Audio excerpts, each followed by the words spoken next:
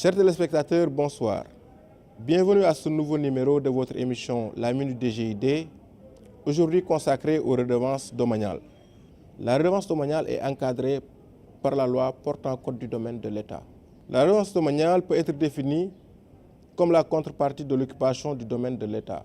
Autrement dit, il s'agit d'un loyer dû au titre d'une concession, d'une utilisation du domaine, d'un service public ou d'un avantage particulier.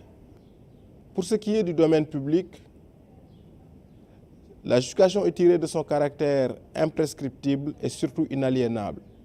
Dès lors, les permissions de voirie, les autorisations d'occuper, les autorisations et concessions d'exploitation donnent lieu au paiement de redevances compensatoires d'utilisation privative du bien public. Le montant est alors fixé en rapport avec les avantages de toute nature procurés aux bénéficiaires de l'autorisation, aux permissionnaires, aux concessionnaires et des charges qui lui sont imposées. Pour ce qui est du domaine privé de l'État, la redevance apparaît comme la contrepartie budgétaire de l'occupation du domaine immobilier de l'État. Comment est structurée la redevance domaniale? Pour les autorisations d'occuper, l'attributaire est tenu au paiement d'une redevance déterminée en fonction de la valeur du terrain et en cas d'exploitation industrielle, commerciale ou artisanale, de tous les avantages que lui procure l'utilisation de ce bien public.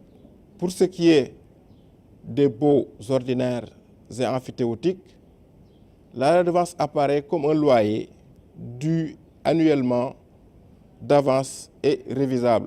Dans tous les cas, la redevance domaniale est bien précisée dans l'acte de concession. La redevance domaniale étant une obligation donc pour tous ces actes précités, son défaut de paiement entraîne des sanctions pouvant aller du retrait de la concession aux poursuites des indemnités donc pour lesquelles le trésor public a été frustré, mais aussi il y a des sanctions pénales qui sont prévues par la législation.